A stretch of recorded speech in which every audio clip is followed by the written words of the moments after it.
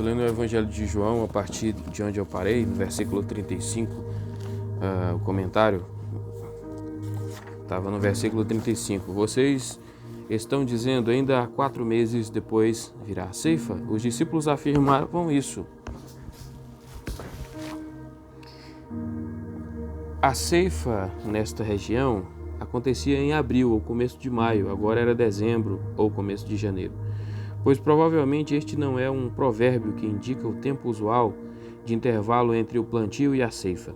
Além do fato de que 4 meses seria uma estimativa incorreta, pois o intervalo é de fato maior, e de que um provérbio assim, ou qualquer coisa e a ele similar nunca foi encontrado, o advérbio ainda ficaria fora de contexto, em um provérbio se esperaria.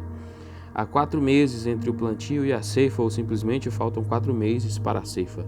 Mas não, há ainda 4 meses até a ceifa. As palavras que introduzem a indicação cronológica, vocês não estão dizendo, nada provam em qualquer sentido. Os discípulos estavam observando o florescimento da plantação de um mês e tinham acabado de afirmar, ainda há 4 meses, depois virá a ceifa. Na mente de Jesus há um relacionamento íntimo, embora também um contraste. Veja o comentário sobre 4, 36 e 37. Entre a ceifa física e espiritual, nos versos seguintes, o Senhor baseia suas observações neste relacionamento. Devemos lembrar que a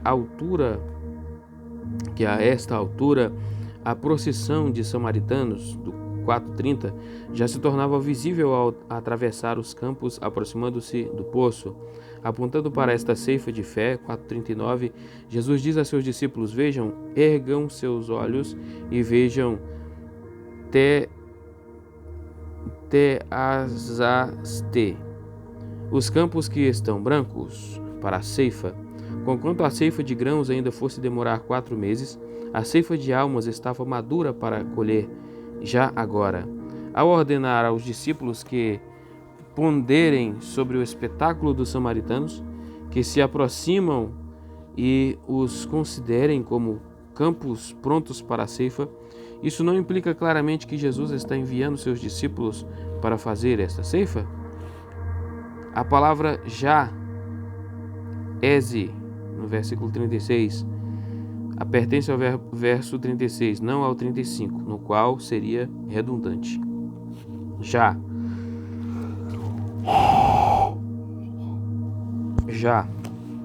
não daqui a 4 meses, como é verdade no caso da ceifa física. O ceifeiro recebe salário, ele está juntando frutos destinados para a vida eterna, para o sentido da vida eterna. Veja os comentários a 1:4 e 3:16. Assim o semeador e o ceifeiro se alegram juntos. Geralmente há um intervalo considerável entre o plantio e a ceifa, mas neste caso pouquíssimo tempo se passou entre o plantio da semente e a ceifa. Portanto, por isso o semeador e o ceifeiro se alegram juntos. Cristo, o semeador, e os discípulos, como ceifeiros, se alegram juntos. Cumpre-se a profecia de Amós 9:13. Eis que vem dias, diz o Senhor, em que o que lavra segue logo ao que ceifa, e o que pisa as nuvens ao que lança a semente, os montes destilarão mosto, e todos os outeiros se derreterão. Versículo 37 e 38. Como ceifeiros, pois, os discípulos poderão se alegrar com uma safra espiritual que eles mesmos não plantaram, pois a regra no domínio espiritual é que o semeador e o ceifeiro são 2 pessoas diferentes. Por isso Jesus continua, pois nisso é verdadeiro o ditado, atinge sua mais notável ilustração. No domínio natural, o provérbio um é o semeador e outro é o ceifeiro, em geral, corresponde aos fatos reais da vida. Por exemplo, um homem pode ceifar onde não semeou, ou um semeador pode não experimentar a alegria da ceifa. Alguém mais colhe a safra. Contudo, no domínio espiritual, é comum que um ceife o que o outro semeou. Cada trabalhador do reino é ao mesmo tempo ceifeiro do que foi semeado por outros, e semeador da semente que produz uma colheita que será ceifada por outros. Assim, tanto o semeador quanto o ceifeiro se alegram com este sistema divino. Sempre haverá uma safra para ceifar. Eu os enviei para ceifar, diz Jesus. Surge uma questão: esta sentença fala de qual ato de comissionamento? Não pode se referir ao que está registrado em Marcos 3, 13 e 19, nem ao conteúdo de Marcos 6, 6, 13, pois os eventos ali descritos ainda não ocorreram. Além disso, nessas passagens, os discípulos são comissionados a semear, não a ceifar. Também é duvidoso se Jesus pensava sobre a obra dos discípulos da Judéia. Parece-nos que a ideia de que Jesus se refere ao comissionamento claramente implícito em 4,35 está muito mais em harmonia com o contexto atual. Veja o comentário sobre 4,35. Eu os enviei para ceifar aquilo pelo que não trabalharam. Outros trabalharam e vocês entraram em seu trabalho. Bem, aqui em Samaria, o Senhor comissionou exatamente agora seus discípulos para ceifarem aquilo que não trabalharam. Outros tinham trabalhado entre estes samaritanos e agora os discípulos eram comissionados a entrar no trabalho deles, isto é, a colher os seus frutos. Mas quem foram estes outros que trabalharam com muito esforço? Nesse ponto, muitos indicam Moisés, os profetas do Antigo Testamento, João Batista, etc. Definitivamente se harmoniza melhor com os fatos históricos e com o contexto imediato a inferência de que o Senhor se refere aqui a si mesmo. Pense na obra de amor que ele realizou aqui no poço, como registrado em 4, 1 ao 26, e a mulher samaritana, cujo trabalho preparatório está registrado em 4 ao 29. Tanto Jesus como a mulher samaritana estavam trabalhando entre os samaritanos, Jesus indiretamente por meio da samaritana, ela por sua vez diretamente entre os vizinhos. É nesta obra que os discípulos entram agora.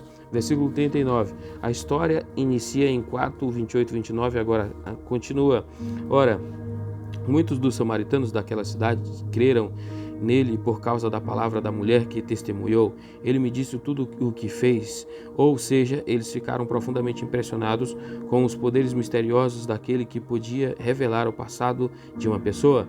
Versículo 40. Além disso, foram amáveis com Jesus, não hostis. De fato, estavam tão ansiosos para encontrar pessoalmente com este desconhecido, de modo a fazerem sua própria comprovação, que vieram a ele. Foram hospitaleiros e insistiram com ele para permanecer com eles. Jesus não evangelizou a província de Samaria em harmonia com a vontade de seu Pai Celestial. 4.4. Permaneceu ali 2 dias apenas e limitou sua obra a uma pequena vila. Portanto, nada neste relato conflita de qualquer forma com a ordem dada aos discípulos em Mateus 10:5. Devemos lembrar também que aquela ordem era de natureza completamente temporária. Foi abandonada e suplantada pela grande comissão. Mateus 28, 18 e 20. Muito trabalho frutífero foi realizado na cidade e na província de Samaria em uma época posterior. Atos 8, versículo 41. E muitos mais creram por causa da sua palavra. A atitude dos samaritanos no poço contrasta agudamente com a dos outros samaritanos, que mais tarde recusaram-se a recebê-lo, porque ele estava a caminho de Jerusalém. Lucas 9, 51 e 56. Todavia, não devemos supor que a fé de todas estas pessoas de Sicar que foram ver Jesus era uma fé salvadora. Provavelmente, em alguns, ela permaneceu no nível de 2,23, veja o comentário. Em outros, podemos supor seguramente chegou ao mais alto nível depois que ouviram as palavras do próprio Jesus. Assim, o número daqueles que aceitaram por causa das palavras dele foi muito maior que o número daqueles que creram nele em resultado do testemunho da mulher. Versículo 42. E eles ficaram dizendo à mulher: o grupo bem maior de crentes agora se dirige à mulher com estas palavras: não é mais por causa do que você disse que nós cremos, mas nós mesmos temos ouvido e sabemos o que é verdadeiramente o Salvador do mundo, que este é verdadeiramente o Salvador do mundo. Quanto a isso, observe. Número 1, no original grego fala Elalia, da mulher é contrastada. No original grego, a fala Elalia, da mulher é contrastada neste verso com a palavra Logos, 4:41 de Cristo. Olha só. Entretanto, a 4:39 o testemunho para marturia e marturel. Veja o comentário sobre 1:7 da mulher é chamada de sua palavra Logos. Número 2. O que estes samaritanos afirmam é um princípio com validade para todas as épocas. O contato pessoal com Cristo é necessário para tornar completa a fé. Número 3. Os samaritanos chamam Jesus de Salvador do mundo. O Senhor havia dito à mulher samaritana que a salvação vem dos judeus, 4:22. Em sua breve permanência entre eles, Jesus deve ter enfatizado que esta salvação, não obstante, era para o mundo. De fato, esta verdade gloriosa já é sugerida implicitamente em 4:21-23. Estude as seguintes passagens para o conceito de Salvador aplicado a Jesus: Mateus 1:21, Lucas 2:11, Atos 5:31, 3:23, Filipenses 3:20, Efésios 5:23, Tito 1:4, 2 Timóteo 1:10, 2 Pedro 1:11. O título completo de Salvador do mundo não se encontra apenas aqui em 4:42, mas também em 1 João 4:14. Esse mundo consiste dos eleitos e de cada nação, tanto no âmbito dos gentios, no contexto atual, no âmbito dos samaritanos, como no do judaísmo, para os diversos sentidos do termo mundo no quarto evangelho. Veja o comentário sobre 1:10, nota 26. Como Salvador do mundo, com base em e por meio de seu próprio sacrifício infinito, Jesus tira a culpa, corrupção e punição do pecado, concedendo todos os frutos da operação do Espírito Santo aos corações e vidas daqueles a quem ele favorece. Veja o esboço inicial: o Filho de Deus se revelando a círculos cada vez mais amplos, a Samaria, a obra entre o povo de Sicar. No momento providencial em que voltaram de Sicar, após terem feito suas compras, os discípulos ficaram grandemente surpresos ao verem o Senhor falando com a mulher. Dessa forma, calmamente e sem ostentação, Jesus dá uma lição a estes homens sobre a verdadeira emancipação espiritual das mulheres. Sem alterar qualquer ordenança da criação quanto ao lugar apropriado da mulher, o Senhor indica claramente que diante de Deus, a alma de uma mulher não é menos preciosa que a de um homem. Após a chegada dos discípulos, tendo Jesus chegado a um clímax glorioso em sua autorrevelação, a mulher volta apressadamente à cidade para contar ao seu povo as grandes novas. Ao partir, ela propositadamente deixa seu jarro de água no poço para que Jesus possa saciar sua sede. O Senhor não lhe esclareceu que a adoração verdadeira é essencialmente espiritual em sua natureza e que é a mesma para todos os indivíduos, sejam judeus ou samaritanos? Por que então um judeu hesitaria em beber de um utensílio samaritano? Em Sicar, a mulher conta sua história e provoca a curiosidade de seus vizinhos, perguntando: venham, vejam um homem que me disse tudo o que fiz. Será talvez que ele não é o Cristo? Na ausência da mulher, reunidos com seu mestre, junto ao poço, os discípulos aprendem que a necessidade que ele tem de alimento físico é suplantada pela satisfação intensa que recebeu ao levar esta mulher das trevas para a luz, cumprindo assim a vontade daquele que o enviou dos céus. Na medida em que os samaritanos se aproximavam, Jesus exorta seus discípulos a considerarem esta procissão que chegava como uma colheita espiritual. A semente havia sido semeada apenas alguns momentos atrás. Primeiro pelo próprio Jesus no coração da mulher, depois por ela nos corações de seu povo. Agora o tempo da colheita já chegava. Como é diferente no domínio físico, neste momento a colheita ainda ditava 4 meses. E como é maravilhoso que os discípulos, como ceifeiros, tenham o privilégio de colher o que não haviam semeado. Ao aceitar Jesus pela fé, os samaritanos fazem um contraste marcante e agradável com a maioria dos judeus. Se levarmos em consideração toda a história, 4 do 1 ao 42, nota-se claramente um progresso definido na fé. Jesus é considerado como mero judeu, depois profeta, depois Messias e finalmente Salvador do mundo. A onisciência revelada pelo Senhor o destaca de fato como o Cristo, Filho de Deus. Portanto, o autor do quarto evangelho alcançou novamente seu alvo. Ora, depois de 2 dias, ele partiu daquele lugar e foi para a Galiléia, pois o próprio Jesus tinha testificado: um profeta não tem honra em sua própria terra. Assim, quando ele veio a Galiléia, os galileus os receberam, tendo visto tudo que ele tinha feito em Jerusalém na festa, pois eles também tinham ido à festa. Ora, ele veio novamente a Caná da Galiléia, onde tinha transformado a água em vinho, e em Cafarnaum havia um cortesão cujo filho estava doente. Quando ele ouviu que Jesus tinha vindo da Judéia para a Galiléia, ele foi e implorou que descesse e curasse seu filho, pois estava à morte. Jesus então lhe disse: a menos que vejam sinais e maravilhas, maravilhas, vocês definitivamente não crerão. O cortesão lhe disse: Senhor, desça antes que meu filho esteja morto. Jesus lhe disse: siga o seu caminho, seu filho vive. O homem creu na palavra que Jesus tinha lhe dito e seguiu seu caminho. Ora, enquanto ele estava descendo para Cafarnaum, seus servos o encontraram dizendo que seu filho estava vivo. Então ele lhes perguntou a que hora ele tinha começado a melhorar, e eles lhe disseram: ontem, à hora 7ª, a febre o deixou. Versículo 53. O pai, portanto, reconheceu que esta era a hora exata em que Jesus tinha lhe dito: seu filho vive. E ele creu, bem como toda a sua casa.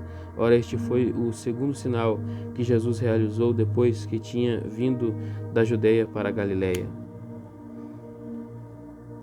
Capítulo 4, do 43 ao 54. Ora, depois de 2 dias, ele partiu daquele lugar e foi para a Galiléia, pois o próprio Jesus tinha testificado: um profeta não tem honra em sua própria terra. Assim, quando ele veio a Galiléia, os galileus o receberam, tendo visto tudo o que ele tinha feito em Jerusalém na festa, pois eles também tinham ido à festa. Este parágrafo apresenta um problema. Diz que Jesus retornou para a Galiléia porque um profeta não tem honra em sua própria terra. Mas o que quer dizer exatamente? Da lista de explicações disponíveis, selecionamos as seguintes. Alguns defendem que Jesus se mantém fiel ao seu plano de ir para a Galiléia, a despeito de saber que um profeta não tem honra em sua própria terra, isso é, na Galiléia. Não podemos aceitar esta explicação. A passagem expressa claramente que Jesus foi para a Galiléia porque sabia que um profeta não tem honra em sua própria terra, não a despeito deste conhecimento, mas por causa dele. A palavra que conecta os versos 43 e 44 é a partícula porque, gar, em seu sentido causal. Número 2. Outros dizem que Jesus vai de Sicar para a Galiléia porque sabe que em sua própria terra, isto é, a terra onde nasceu, a Judéia, seus esforços foram frutíferos. Também rejeitamos esta explicação pela simples razão de que o termo sua própria terra indica claramente a Galiléia e não a Judéia em todas as demais ocorrências nos evangelhos. Veja Mateus 13, 54 e 57, Marcos 6, do 1 ao 4, Lucas 4, 16 ao 24. Encontramos nessas passagens o mesmo provérbio, mas a região a que se refere é onde se localiza Nazaré. Jesus nasceu em Belém da Judéia, mas seus pais moravam na Galiléia e foi ali que ele cresceu e se tornou adulto. Assim, a Galiléia era a sua própria terra. Número 3. Há ainda os que alegam Jesus vai para a Galiléia, mas não é até ter obtido renome em Jerusalém, pois sabia que um profeta não tem honra em sua própria terra, isto é, a Galiléia. Após ter obtido renome na Judéia, ele descobre que a Galiléia agora também está pronta para honrá-lo. Disse que o verso 45 prova que esta teoria está correta. Lemos ali assim: quando ele veio a Galiléia, os galileus o receberam, tendo visto tudo o que ele tinha feito em Jerusalém, na festa, pois eles também tinham ido à festa. Deve-se admitir em favor desta explicação que, letra A, faz jus ao sentido da palavra porque relacionamento causal. B, interpreta corretamente o termo sua própria terra como referente à Galiléia. E C, leva em consideração o contexto em certa medida. Apesar disso, não aceitamos esta teoria. Nossas objeções são as seguintes. Letra A, ela insere no texto coisas que não estão lá. Dizem que Jesus partiu dali para a Galiléia porque o mesmo Jesus testemunhou que um profeta não tem honras na sua própria terra. Não é o mesmo que dizer Jesus não foi para a Galiléia até ter obtido renome em Jerusalém, porque o mesmo Jesus testemunhou que um profeta não tem honras na sua própria terra. No primeiro caso, o texto como realmente se apresenta é dada uma razão para mostrar por que Jesus continuou em seu caminho para a Galiléia. No segundo caso, é dada uma razão para indicar por que ele trabalhou em Jerusalém antes de ir para a Galiléia. Estas são duas proposições diferentes e não funciona supor que o leitor já conhece o conteúdo do verso 45 antes de ter lido o verso 44. Letra B. Esta teoria assume que o texto quer dizer que Jesus foi honrado na Galiléia. Contudo, nas outras passagens em que ocorre este mesmo provérbio, ensina-se claramente o oposto. Mateus 13, 54 ao 58. Em vez de honrá-lo, as pessoas tentaram matá-lo. Além disso, quando 4:45 declara que os galileus os receberam porque tinham visto os seus milagres, isso não deve ser interpretado como significando que eles o honraram. 4:48 ensina o contrário. Entusiasmo exterior, em geral, por motivos egoístas, não é honra. Número 4. Ainda há outra explicação. Jesus foi para a Galileia porque ali não precisaria temer honrarias que o colocasse em colisão imediata com os fariseus, gerando uma crise prematura. Aceitamos esta explicação pelas seguintes razões. Letra A. É de longe a mais simples e óbvia, faz jus à expressão sua própria terra, interpretando-a à luz das passagens paralelas nos demais evangelhos. E também a conexão causal expressa pela partícula porque, além disso, interpreta literalmente os versos 43 e 44, assim como estão, sem tentar sobrecarregá-los com intenções mentais ou construções históricas pré-concebidas. O conteúdo destes dois versos pode então ser analisado brevemente assim. Após 2 dias, Jesus partiu de Sicar, foi para Galileia, sua própria terra. Fez isso porque sabia que um profeta não tem honras em sua própria terra, como ele mesmo testificara. Versículo B. Está inteiramente em harmonia com o contexto precedente. Quanto a isso, deve-se lembrar que os versos 43 e 44 resumem o pensamento expresso dos versos 1 a 3. O relato da conversa de Cristo com a mulher samaritana e da sua obra entre os samaritanos é, na verdade, um interlúdio. A sensatez dessa explicação surge quando se lê consecutivamente os textos de 4:1-3 e 4:44, assim: Ora, quando o Senhor soube que os fariseus tinham ouvido, Jesus está ganhando e batizando mais discípulos que João, embora Jesus mesmo não estivesse batizando, mas seus discípulos. Ele saiu da Judeia e voltou novamente para a Galileia, pois o próprio Jesus tinha testificado: um profeta não tem honra em sua própria terra. Está inteiramente em harmonia com o contexto subsequente, embora os galileus estivessem obviamente felizes em receber um fazedor de milagres em seu meio. 4:45, eles não o honraram. 4:48, pouco a pouco começaram a murmurar contra ele. 6:41, e finalmente o deixaram em grandes números. 6:66. Versículo 46. Ora, ele veio novamente a Caná da Galileia. O grande ministério da Galileia começa neste momento. Cobre o período de dezembro do ano 27 até abril do ano 29, cerca de 16 meses no todo. Após a morte de Herodes o Grande, no ano 4 a.C., seu reinado foi dividido entre seus filhos da seguinte maneira: Arquelau se tornou etnarca da Judéia, Samaria e parte da Idumeia, governando sobre estas regiões de 4 a.C. até 6 d.C. Quando foi deposto, seu território foi submetido a procuradores que se sucediam no cargo. Um deles foi Pôncio Pilatos, o procurador que ordenou a crucificação de Cristo. Ele governou de 26 a 36 d.C. Filipe foi feito tetrarca da região a leste e a nordeste do mar da Galileia, uma tetrarquia a qual o evangelista Lucas denomina da região da Itureia e Traconites. Lucas 3:1. Designou-se a Herodes Antipas a Galileia e a Pérea, sobre as quais ele reinou como tetrarca de 4 a.C. a 39 d.C. Ele era irmão de Arquelau. Assim, durante o grande ministério da Galileia, Jesus trabalhou ao domínio de Herodes Antipas. Este é o Herodes dos evangelhos, exceto em Mateus 2 e Lucas 1. Uma grande porção dos evangelhos de Mateus e Marcos é dedicada a este grande ministério da Galileia, assim como uma porção considerável do evangelho de Lucas, Mateus 4:12, o propósito, e também Marcos 1:14 e Lucas 4:14.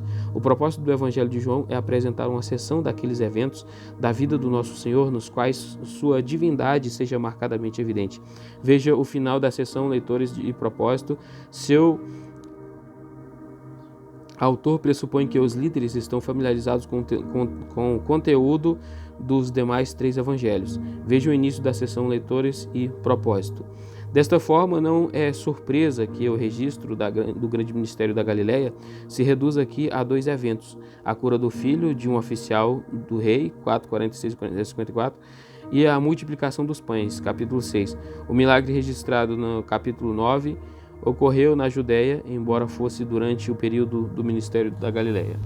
O ponto principal, no entanto, é este: Jesus o Cristo, o Filho de Deus, está se revelando a círculos cada vez mais amplos.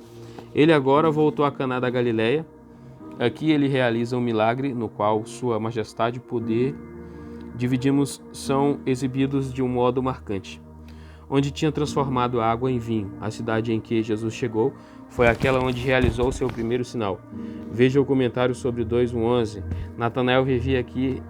21.2. As novas da chegada do Senhor em Caná chegaram até Cafarnaum, localizada a cerca de 4 quilômetros a sudeste do ponto onde o rio Jordão, vindo do norte, penetra no mar da Galileia.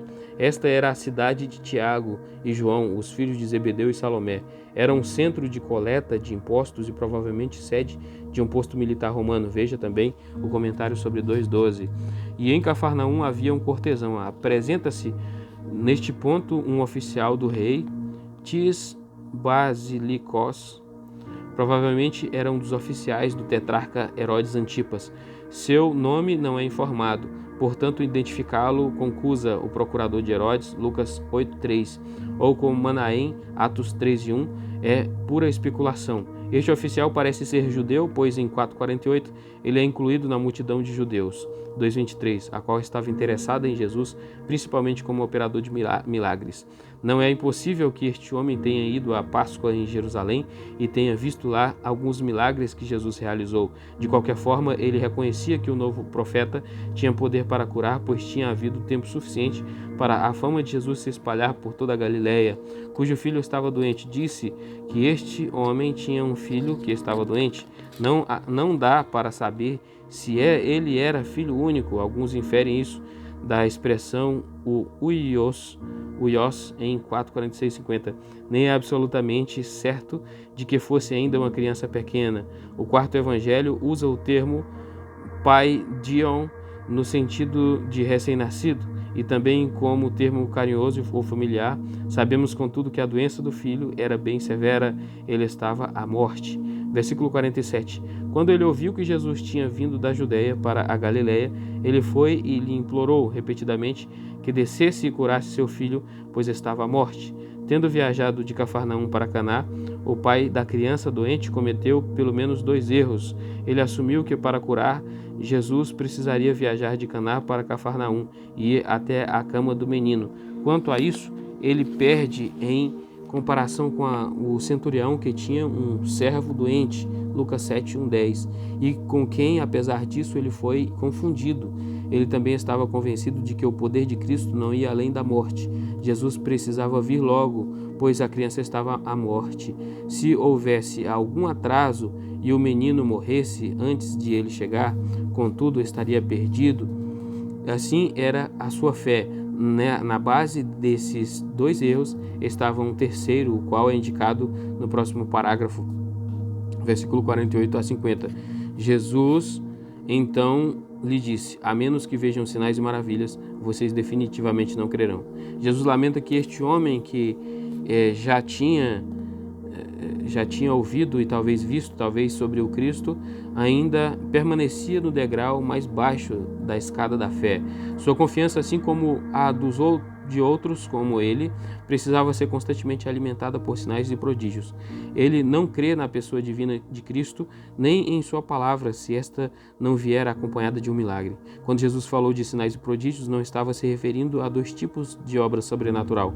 Antes, o mesmo ato de poder é um sinal ao ser visto de um modo e um prodígio, teras, ao ser visto de outro modo. Para o significado do termo sinal, aemeion, veja o comentário sobre 2:11. Um prodígio é algo impressionante.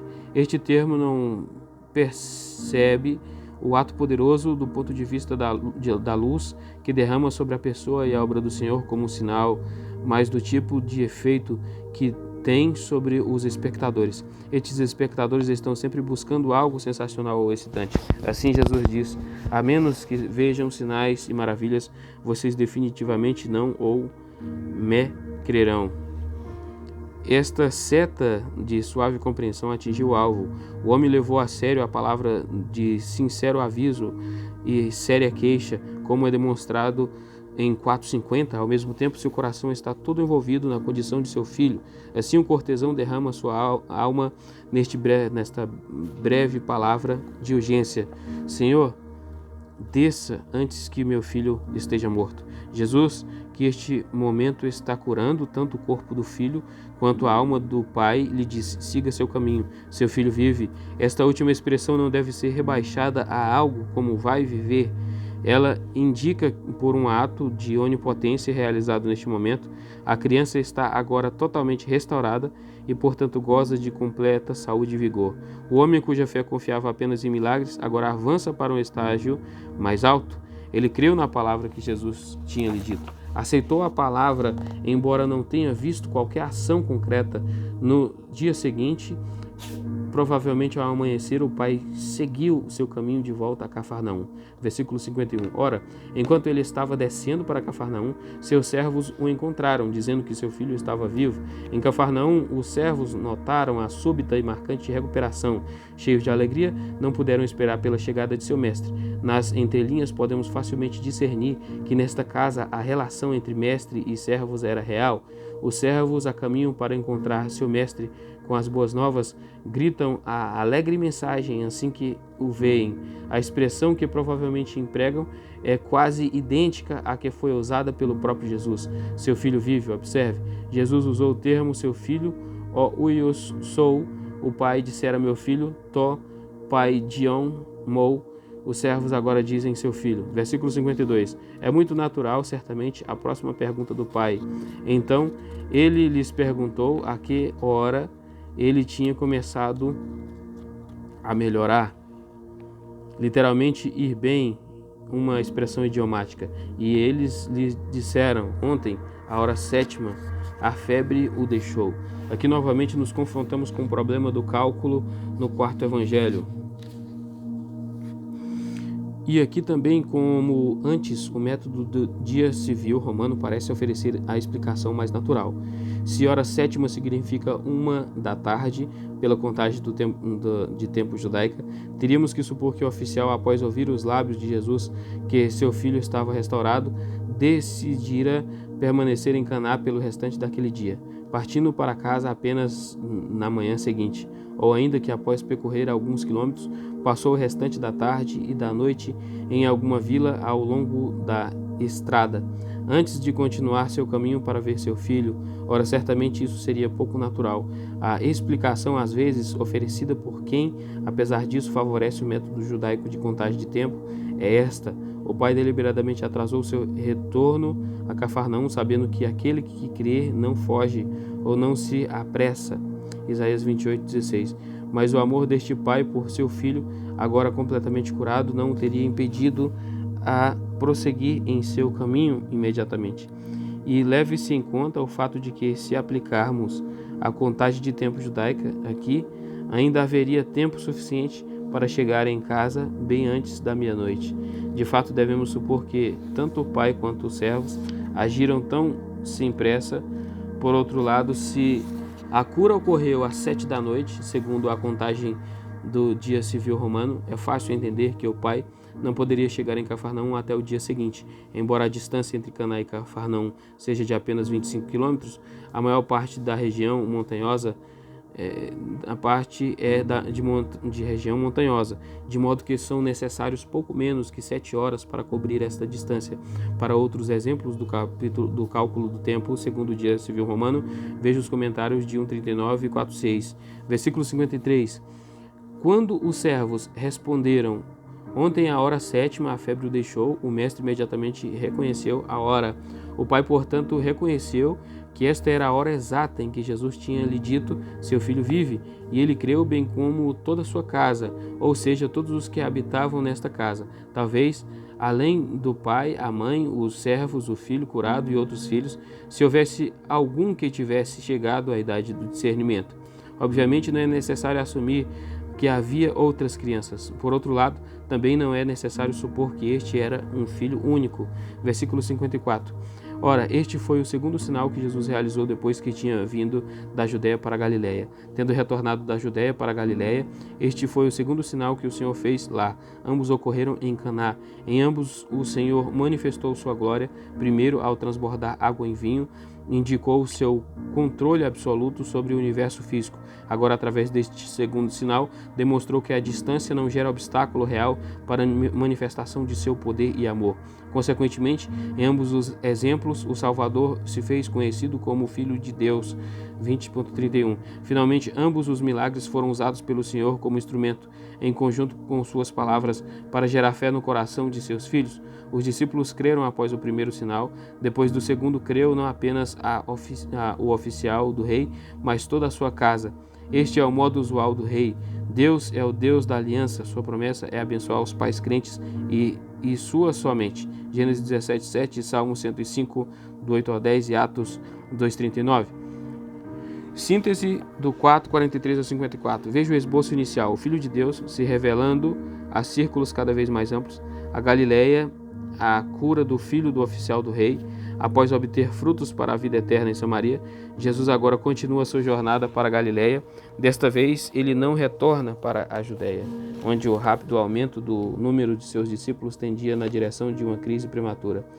Ele prossegue em seu caminho para o norte, sabendo que o perigo imediato na sua terra, a Galiléia, não era tão grande quanto na Judéia. Um profeta não tem honra em sua própria terra. Chegando em Caná, lugar onde realizara seu primeiro milagre, um judeu de posição nobre insistiu para que ele fosse à sua casa imediatamente. Este homem parece ter sido um oficial a serviço do rei Herodes Antipas. Este, na verdade, era um tetrarca. Lucas 3, do 1 ao 19 e 9:7. Literalmente governante sobre a quarta parte do reino, mais tarde governante sobre a parte dos pais, daí rei insignificante. O filho do oficial estava doente em sua casa em Cafarnaum. O pai continuou a insistir com Jesus para descer a Cafarnaum para curar seu filho. Jesus não apenas concedeu cura física para o filho, mas também gerou cura espiritual para o pai, cuja fé foi transformada, como se segue, de uma mera crença no poder de operar milagres de Cristo, 4:47 e 48. Número 2, para a fé na palavra de Jesus, 4:50. E finalmente, número 3, para a fé na pessoa de Cristo, junto com toda a sua casa. Neste segundo sinal, em Caná, a glória de Cristo se manifestou de um modo marcante. Algumas vezes Jesus curou ao tocar o doente, Marcos 1:41, ou ao tomá-lo pela mão, Marcos 1:31, ou ao lhe dar uma ordem, Marcos 2:11. Contudo, aqui não há nada disso. O Filho de Deus declara sua vontade. Resultado? Instantaneamente o poder de cura entra no corpo do menino, restaurando-o completamente à distância de 25 quilômetros. E aqui então termina o capítulo 4 do comentário de João.